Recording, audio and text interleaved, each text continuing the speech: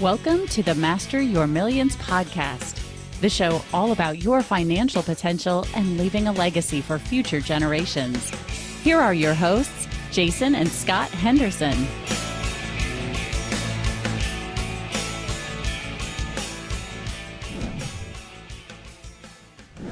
Welcome back, guys. I'm your host, Scott Henderson, and my doctor host is Dr. J. We are experienced investors with a huge advantage of over 100 years of wisdom and experience in investing. We're super excited for our guest today. This is a second part in a two-part interview with Devin's father. Jason, tell us a little bit about our guest. Well, like you said a second ago, one of our episodes earlier was with Devin Wohlwend, and he was phenomenal. 15-year-old, very articulate, successful young man. When we first met him and then started interviewing him for this podcast, the thought came to our minds, we need to talk to his mentor. As we've said as part of this podcast, that your team is extremely important that you surround yourself with. And by default, Devin had a built-in mentor in his dad. Eric has bought and sold over 1,000 rehabs. He has hundreds of doors, hundreds of properties. He's been there, done that with the corporate jobs, being on his own, struggling this, going there. Tell us a little bit more about your background, Eric, and so what kind of, you're the precursor, and what's been your experience? Well, I guess when I graduated high school, I was certain I was going to become a doctor. Joined the Army, became a medic, excelled there, became a airborne sapper, ended up spending 13 years in the service. And then 2 weeks after I graduated from pre-med, about 2 weeks before med school started, I decided not to do that. Kind of went in search of my life. So after leaving the emergency room and working on squads as a medic, I taught anatomy and physiology for a year and read a couple of books and figured maybe there's something to this real estate thing. So after I was released from duty after 9/11, I started working in real estate and fixed up a house, refinanced it, and rented it out. And since then, like you said, I've done a whole lot more of that. So how is it that Devin became so involved with you? I remember when he was about 2 weeks old, we closed on a property, and he basically grew up in a pack and play inside of an 8-unit building. It was one of the bigger buildings we had bought by the time he was born. And the contractors got very far behind. I was collecting 1 unit of rent out of 8 units. So we went over every weekend, and we'd work in the office and do real estate deals for 4 days a week. And then 3 days a week, my wife and I would go over and work with the contractors to get stuff done faster. So from the hands-on side, he kind of started there, but also every Wednesday, in fact, I have a meeting tonight. Every Wednesday, we started with a breakfast. Now it's an evening meeting. We have had an investor meeting where I teach other people in the local area how to do what we do. And he's been going to these since he was born. In fact, I think he writes about him in his first book, If I Can Do It, So Can You. Right. And as part of that, he had a penchant or a desire to do what dad was doing, sort of from an investment point of view. He told us about his Lego experience, yet he talked about getting his first property when he was 7. Now, we've had a lot of people come back. Scott, what was they were asking about in particular? Well, we've had a ton of comments. People are wondering how a 7-year-old gets financed. Well, I can't tell you he does not go to a bank. We actually, again, after a Wednesday morning breakfast, I drove him to 4 different banks, which I have a fairly good relationship with, do a lot of business with them. And every single one sent him on his own, and he was basically thrown out. And the first time he came out, incredibly unhappy, and said, "Dad, they won't give me a loan." I said, "Well, why not?" He said, "Because I'm a minor." I said, "All right, so?" He said, "What's a minor?" But, he was about 10 at that time. And obviously, everybody knows that a kid's not going to walk into a bank and get a loan. But since he was writing his first book, I thought that he needed the experience to walk in there. So I drove him to different banks and dropped him off. So no, what all of your listeners are probably thinking is that's ridiculous. A 7-year-old can't get a loan. Well, that's true. They can't walk into a bank and apply. But then again, how many of your listeners have a bad debt to income ratio, or maybe they make plenty of money as a subcontractor, but they don't have a W-2 and that holds them up? How many of them went out and got a half a dozen loans and now they can't get another conforming loan? It's just too hard to meet all the paperwork requirements. I know there was a 10-year spot in my life. There was a minor little problem that happened in real estate right around 2007. And I got my last loan in January of 2007. And then it was 10 years later before I went in to get a loan on a 60 unit, 2017. But I had gone for 10 years in between without getting a traditional bank loan to finance a property purchase. So I just took all of the stuff that I had learned, building up more than 100 private lenders and owner finance deals and subject to, and I taught them to both of my children. And now both of them, I don't know how many either one has. They write the contracts, they sign the contracts, they write the mortgages and the promissory notes. And if they ask me to review them, I'll review them. And if not, they handle everything. I drive them to the closing because, well, Devin just got his temps a couple of weeks ago. But other than that, yes, they can get private loans. And subject to hasn't been very popular the last few years. I know there's like Pace Morby loves it, but I think that's going to come back and come back strong. So anybody that wonders how to finance a property with interest rates going up, you do have to think that it would behoove the banks to call and use the due on sale clause. But they haven't so far. And I mean, I've had, I don't know how many subject twos, dozens over the last decade, more than that. And they haven't called any. They don't care as long as you pay the mortgage on time. And that's a fantastic way. You just go in, somebody else has a 3 or 4% home loan. You just start making the payments for them and transfer the deed over to your company's name. So that is one of the ways that both of my children have bought multiple properties. Another way, private lending. You brought up that someone said a minor cannot sign a contract legally. That is incorrect. As far as I know, in every one of the 50 states, it is absolutely legal for a minor to sign a contract. It is not enforceable, which you also brought up. It is binding to the adult that signs with him, but it is not binding on the child unless, and there's plenty of case law on this, the child turns 18 and continues to pay the payments. Then they are bound by the original contract. So think about, is there any difference between a 7-year-old and a 17-year-old in the eyes of the law? No. Nothing at all, right? And yet, would you find it terribly odd if I told you that there's at least 1 or 2 16 and 17-year-olds that have went out and bought a car? No, not at all. Oh, And they can get financed, right? And sometimes they need somebody to sign a personal guarantee, but not always. that's true. So explain to me legally how that is any different at all than a 7-year-old buying a house, other than it's just way outside of your comfort zone. Oh yeah. And even the way that people think a lot of times, like it's mind-boggling for a lot of people, especially when some of our listeners are struggling to purchase their first property. That's probably because they're trying to think inside the box.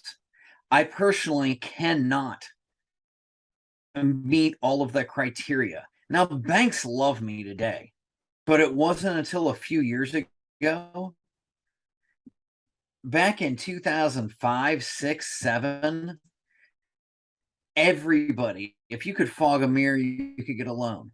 And then all of a sudden, like that, everything changes. And 7, 8, 9, it's incredibly difficult. By 2010, I'm buying 50 units, mobile home parks, apartment complexes, and everything's on sale, but nobody wants to finance you for anything.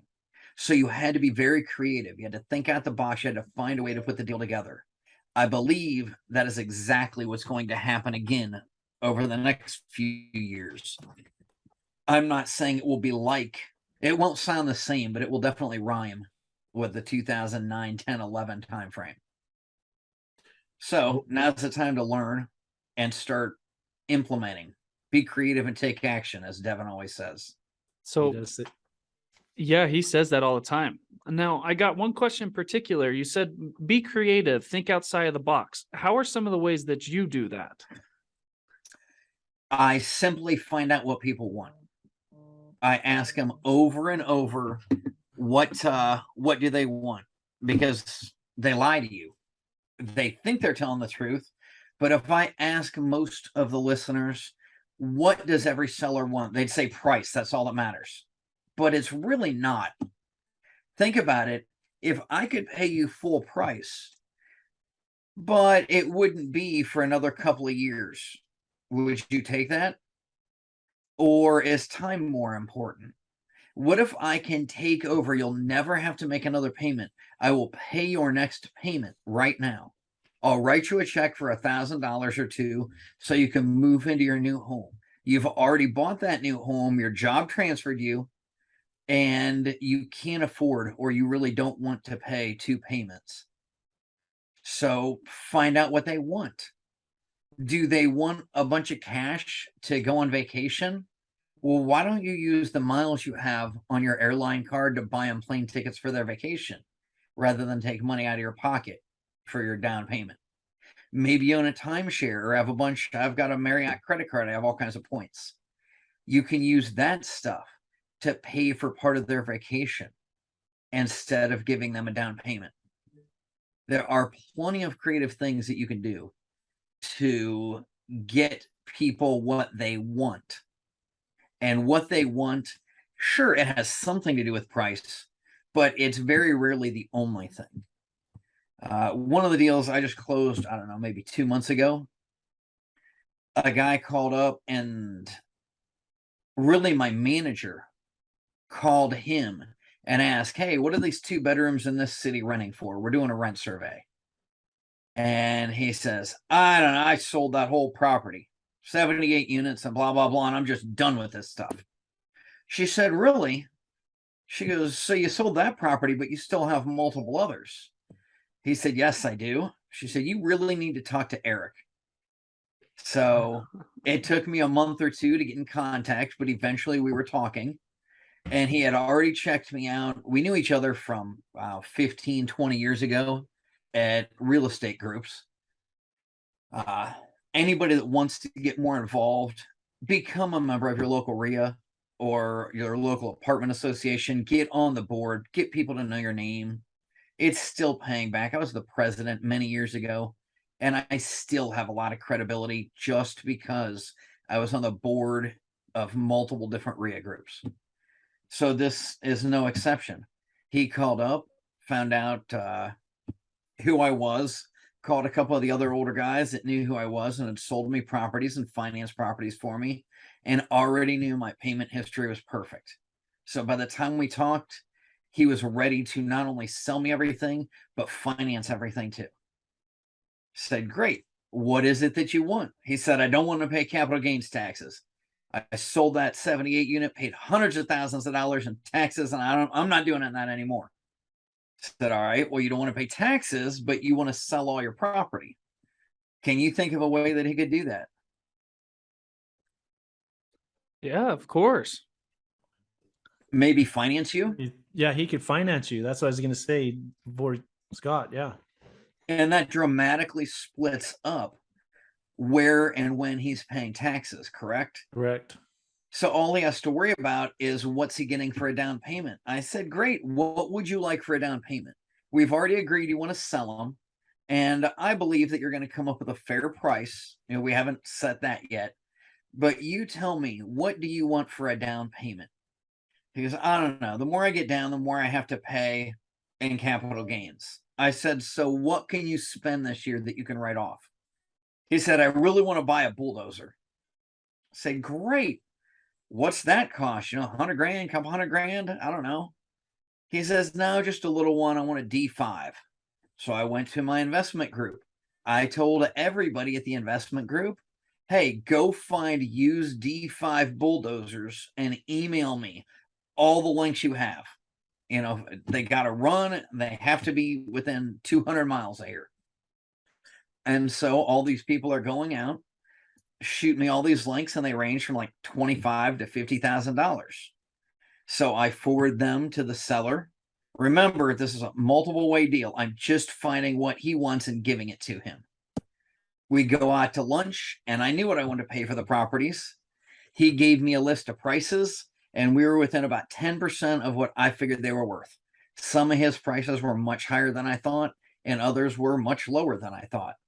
But I said, I will take every one of them. And you said you just wanted enough to buy a dozer. I said, you've got all of the stuff. I sent you all these dozers. You can pick from a dozen of them. He says, yeah, I think 40 grand down would be enough. So I'm buying a 23 unit package. I think it was 13 different properties with 23 total units. And all I needed was 40,000 down. I said, well, this was just about the time they started raising interest rates. So right now you're getting bank loans for investors around 7%. Back then, 6% was still a percent over what anybody else was getting. So I said, I'll pay you 6%. And how about you finance them? You don't want a big pile of money coming in any year. So just hold the financing for the full 15-year amortization. And he said, yeah, sure. So I came out of my pocket. Oh, and one thing to add to that for anybody that says, but I don't have $40,000. I said, I'll write it up like this, and you will get your 40,000 down, 6% interest, 15 years. I buy everything. We'll do all the walkthroughs in one day so your tenants aren't unhappy, and I'll close it in 2 weeks, which was very important. He wanted out as quick as possible. So we did all the walkthroughs. All the properties were good enough, just what I expected, and had it closed in 2 weeks. And since I wrote the mortgages or had them prepared, I decided what value we got to attach, and he agreed to that. So the way I wrote it up is when I gave him 40,000 down, we had a 4-unit out of that group that was free and clear. And all of the rest of the properties were, in his opinion, fully encumbered. He said, that's fine. So always tell everybody everything. Let them know the good points and the downfalls to whatever you're doing. And we do the same thing with the kids. We make sure they understand the pitfalls of selling to children, and if they're financing and whatever. And we'll go over how to get around those objections in a minute if you'd like. But for this one, I said, yeah, let me just have this 1 unit free and clear. Then called up another guy that I had just paid off for a different property. And he keeps asking me, hey, will you borrow some money? Will you borrow some money? You just paid me back, and I don't want it sitting there. I want to earn interest. So I called him up and said, yeah, I think I took a $70,000 or $80,000 loan, put it on the 4-unit. No. So you had your money for the bulldozer. That covered his bulldozer and put $30,000 in my pocket. By the time you prorate all the rents and deposits, I got a little bit more in my pocket. But let's say I only bought 23 units and put 30 grand in my pocket. That 30,000 will cover a negative couple $1,000s in cash flow for the first 3 or 4 months. All of his rents are dramatically, half of what they should be. So by the time I get those raised, I figure I'll be breaking even within 3 or 4 months. That $30,000 will more than cover the couple $1,000 negative carry each month, and give me all the money I need to fix up every unit that needs fixed up, so I can get them rented. It'll pay the eviction, the works. I'll probably have 5 or 10 grand left over. But even if I broke even, all it is 4 or 5 months of work. And I own 23 more units that are breaking even. Within the end of 12 months, I'll be making about $7,000 a month just on these 23 properties. And 15 years from now, they'll all be paid off. And well, let's say I'll be making a lot more. But how many people listening could retire with $7,000 a month in passive income if you had to work for free, even if you did all the work yourself for the next 4 months, and then wait for a year after that? That could change your life. You could retire just on that one deal. And that's less than half of what I've bought so far this year using creative financing. Absolutely. So what kind of source do you have to be this creative? Do you have books or something that you read, or people you talk to, or simply spend your time on the couch thinking, how can I be creative? What's the mind exercise that you go through? Don't try to be creative. You're still limiting yourself. You're still in a box. As Bill Cook would say, what box? There is no box. You simply sit down and say, what is your problem and how can I help you fix it? You truly want to solve everyone's problems. And if you listen and ask them to rephrase, do it again and again, eventually they will say it in some way that you figure out how you can help them.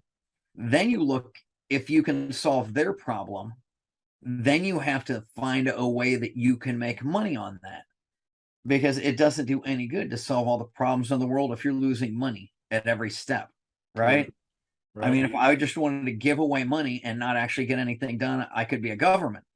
I'd rather actually accomplish something. So, yeah, you listen and talk to them and figure out what they want. Find a way that you can help them. Find a way. Use a huge mastermind. Like I said, I started this Wednesday morning breakfast just so I could hang out with people smarter than me, so they could teach me things. And nobody showed up for the first month or so, but we went every Wednesday.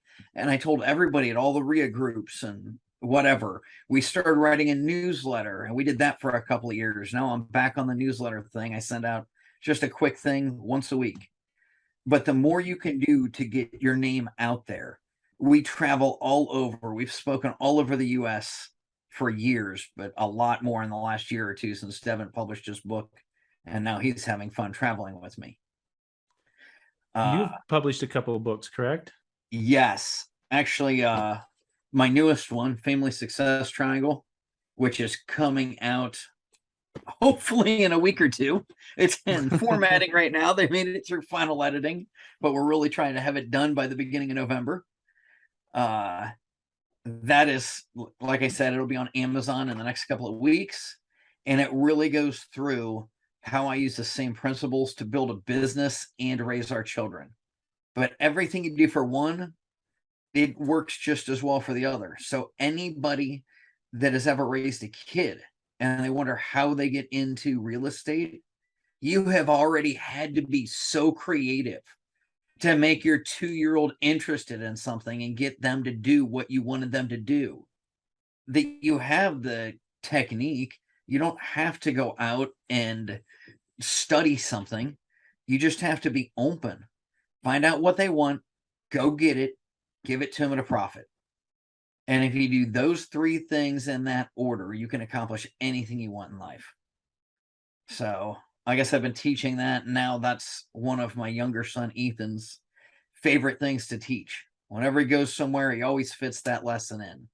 The 3 things you need to do to become a billionaire: find out what they want, go get it, give it to them at a profit. And Devin, one of his biggest lessons in most of his books is be more creative and take action. So I guess those would be the things that I've drilled into my children enough that even teenagers remember them and pass them on. I love that. Tell us about your other book real quick. The other book was really about a military leadership book, not really focused on investing. but just wrote the first chapter of a business leaders book, and how I implemented. I was a sergeant in the Army, and how I used that to start running a business, which the good and the bad. It was a lot easier to be a drill sergeant than it was to own a business. You can't yell at people and make them do push-ups and think they're going to show up tomorrow. Well, we didn't say it earlier. We honor you and thank you for your service in the military. That's truly a rare breed that does that, and the whole country is grateful and benefits from your service. My father was in the Army as well, and I know the kind of person that they are. So, I mean, I'm really grateful for your service. Scott, has we had other questions that we've had from other listeners on that other episode? This has been awesome, Eric. I mean, you're really just straightforward. This, and go do it. Go ahead, Scott. That was really the main question that people were wondering. The second question was, how much help did you give him on that first loan, or is he a trust fund baby? The correct answer is absolutely nothing. I have never given him a penny. He has never gotten allowance. If you ask either of my children that are mowing the yard, blowing the leaves out of our significantly large yard with plenty of trees, doing the dishes every day, helping to chop firewood, this is what you do so you're allowed to live in my house, and I buy you food and provide heat and stuff like that. As for investing, I did not give him $1 to buy the Lego set. I did not give him $1 to buy his first property or anyone after that. As a matter of fact, I told him, you need to come up with $1,000 to start a company. The numbers are relevant, but $100 seemed totally cheesy, and 10,000 was out of the question for a 7-year-old. So, yeah, just a round number. I said, we're going to start a company with $1,000, and you can own as much of it as you want, but you have to earn that much money. So he owned 30% at the very beginning, and now he owns 90%. And by the way, he bought his mother out, who owned a portion of it, and all but 10 of my shares at fair market value. And I said this on another podcast or on stage somewhere. And I remember the lady interviewing me started laughing and saying, do you understand that he just took his own kid's money? So not only did I not loan him money, but as he waited and the value grew, he had to pay me off just like any other partnership. Because, yeah, if I die, he'll get millions of dollars. And it's all set up with trusts and blah, blah, blah. But I have seen far too many business owners lose everything in the second generation. And I won't have that. I have too many people calling me and saying, Eric, will you buy me out? That's my number one source of leads, by the way, is disgruntled landlords that want out. And I bet you if you looked, way more than half of the properties we've bought in the last 19 years have all come from retiring landlords or disgruntled landlords or people that just want to trade up. But whatever, they want out more than they want top dollar or their money right now or whatever. And I said, a lot of you have children my age. I got started, I was 29 and my wife was 27. And so all these guys want to sell their properties to me. I said, well, why not your daughter? Why not your son? And they said, oh, they have no interest in it. And in fact, that's the only reason we wrote this book, is because for years people have said, how did you get your kids interested in it? And really, Devin wrote the book I wanted to about, the basics of starting up in a real estate business. And I thought, what do I have to offer that hasn't already been done? I am not going to go compete with Kiyosaki. He already wrote the perfect book with Rich Dad, Poor Dad. I am not going to compete with Think and Grow Rich or any of these other great books. And then finally I found something, technically Mark Victor Hansen really pushed me into write a book about what you did with your kids. And enough people have asked me, how do you run a business? How do you juggle? How do you do all this? And I'll tell you right now, there is no balance. It is 100% integration. Everything we do, every time I travel, every time any one of our family speaks, we always fly there together. We always are in the same places. We take vacations. When we need a break, they spend a lot of time with their grandparents and get to see family and friends and Boy Scouts and all that too. But you don't just try to work 40 hours a week and then try to raise a child in the time you have left. You find a way to integrate everything. So if you'll notice, I'm interviewing from the same office my son did. This is my home office. My wife actually has a real office and goes to work. I never really like that much. I just work from home. But that way one of us can be there. And Devin, we're in between bookkeepers. We have a temporary bookkeeper right now. And so we got back after taking a week off. There were some problems with billing. Devin went into work and did the entire bookkeeping job. So I knew it was done right. But he has been reconciling stuff since he was about 4 years old.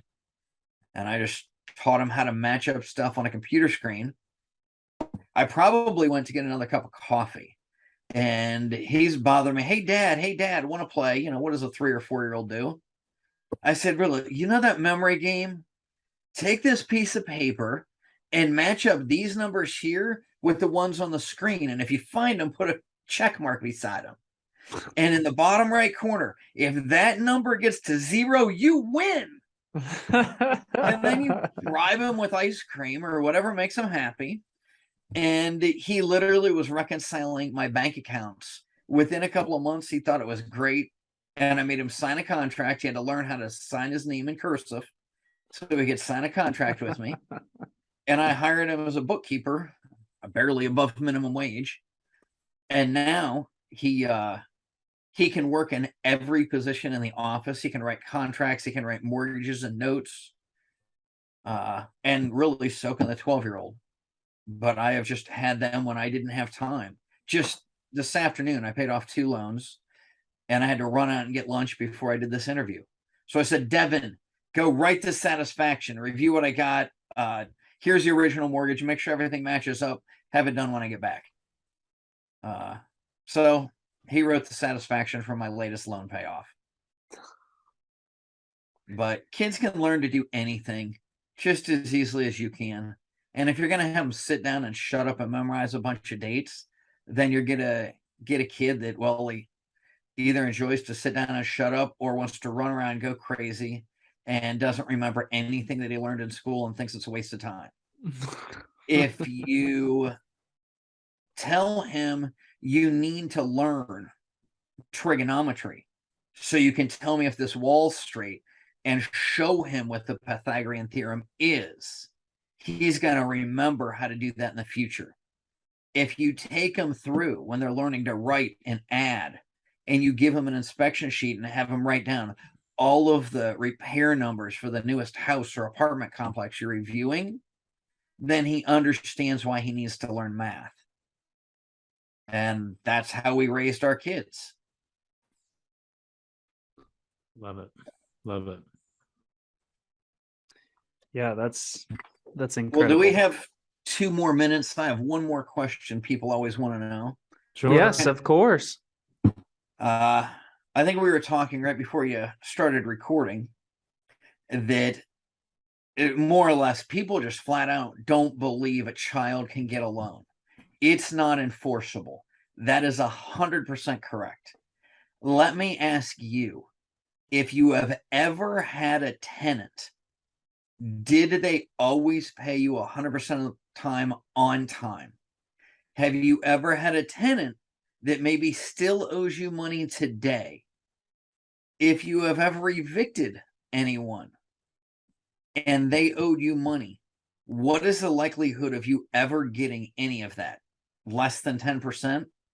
Maybe 1 to 3%? Yeah.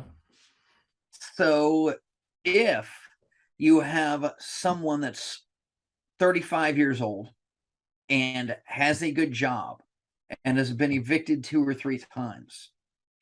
And you have a child that owns a couple of properties that maybe he's 7 years old and he doesn't own anything, but his parents have never ever been a day late on any payment to you for years.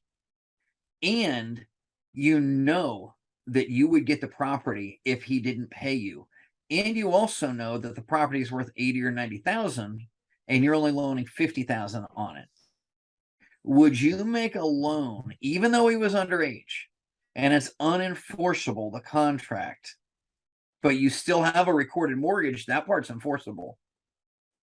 Would you still make a loan to that child knowing worst case you go through the hassle and you get the deed to the property? Or would you make the loan to the 35-year-old with 3 evictions or a collection or whatever? Think about, does it matter if it's legally enforceable? We won't get into any of my views on medicine, even though I worked for 13 years in emergency medicine and have a degree in it. But I didn't exactly agree with the powers that be on some of the clinical treatments they used in the last couple of years. How many of you out there had questions? Just because an adult with a PhD or an MD at the end of their name says something, does it mean it's true? Just because somebody's 18 and they sign a piece of paper that says they'll pay you, does it mean they will? You really have to get into the character of people. And that's where Devin wrote a chapter, or at least part of his book, on credit. He doesn't have a credit score. He still doesn't. And yet, they allowed him to invest in an oil well. That took about a week of the legal team's work, but he proved he was accredited, so they let him buy in. He just had to do it in the name of his company, not in his personal name. Many people have sold him properties, and he's the only one that signs the agreement. One title company decided that they didn't like that an adult had to sign, so we went to use another title company. And 6 months later, when they realized just how much business they had lost from us, they decided it was okay if my children signed the closing docs again. But yeah, to look at the credit that you have with people. Are you honest? Are you reliable? Do you do what you say far more often than not? And if so, you shouldn't have any problem getting a loan. If you aren't getting a loan from people, not banks, but people, it's because you're not presenting it to them correctly. Find a way that focuses more on the lender and less on you. Find a way to give them more if they want, where it still benefits you. And anybody that's listening to this, if you have the desire and the drive, if you're willing to spend the time, if you're listening to podcasts like this, I guarantee you can go out and find somebody to finance you for your first house. I love that. You said at one point that you teach others. Do you do any online coaching or something? How would our listeners get a hold of you, learn more about? Obviously, they can go out and purchase your book here in a few weeks. Yes, I would say just real easy, free. I started writing a newsletter again. If you go to clearskytrainer.com, you can click on the link. It says click here or something like right at the top. Sign up. But my newest mission is to make 1,000 more families financially free. And we started out as making people millionaires. And for whatever reason, some people have a problem with that word. But I realized I don't really care if I'm a millionaire. What I care about is that I have enough passive income coming in. I never, ever have to work again. And I can travel wherever I want and do whatever I want, whenever I want. So I decided just to focus on making 1,000 more families financially free in the next 5 years. And we have the one that I wrote today was on CBDCs and government bonds. And I have a variety of things, pretty much all financial in nature, broken down so a fourth grader can understand it. I figure if you can't explain it to a fourth grader, then it's probably not worth teaching. But one of the things that I've taught my children over and over is if you can teach advanced calculus using fourth grade math, you're a genius.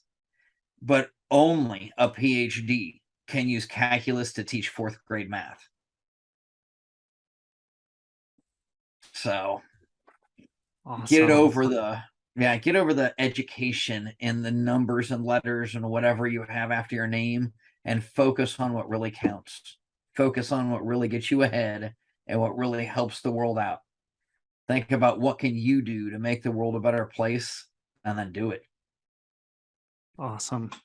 Absolutely love it. Thank you so much. We really appreciate your time. It was such a pleasure to be here with you too. I can't wait to hear all these. Can't wait to see what you do. Hope you have a lot of guests. I hear you've been interviewing like crazy just today. Yes, we're, a bit. We're looking for we are. We're looking for guests. In the event you have someone that you think that we should interview, that would, I mean, you've brought a lot of value. Even in the event there was 5 people that listen to this podcast, those 5 people are going to be hugely benefited by hearing what you've had to say today, and we really appreciate it. However, if there are some people that you think that we should interview or link up with, we'd be happy to have that connection and that introduction to bring more to this podcast. We want this to be about the listeners and how to, like you, get people more financially free. That's the Master Your Millions is about accumulating it, enjoying it while you have it, and passing it on to the next generation in the most efficient way. And that's it. And to make sure, if I can even add to that, while you're doing this, make sure the next generation appreciates it. Like you said, don't make them a trust fund baby, because if they don't understand, right, they don't need to love it. They don't need to be involved in the day-to-day business. But I just hate it when you see somebody spend a lifetime building an empire and a fortune, and then the next generation squanders it. So that was my driving force when I started teaching my kids this stuff. And I hope you can be a driving force for that. I'd love to come back in a year or so and see where you've gone, and maybe I can answer more questions about that. Okay. We'll love that. Put it in the calendar. All right. Well, thanks for listening, everyone. Like always, remember, if you want to connect with our guest, he's got this book that's coming out. Remind us the name one more time. The Family Success Triangle. The Family Success Triangle. We'll put a link to it down in the show notes. If you'd like to connect with us, hit us up on Facebook, Instagram, Twitter, or shoot us an email. All the links are in the description in the show notes below. Again, remember, mastering your millions all starts with your mind and your team. Make sure they're the best. Catch you next time. Thanks for listening to Master Your Millions with Jason and Scott Henderson. Check the show notes for any links or contact information about today's guest. Make sure to follow the show so you don't miss any future episodes.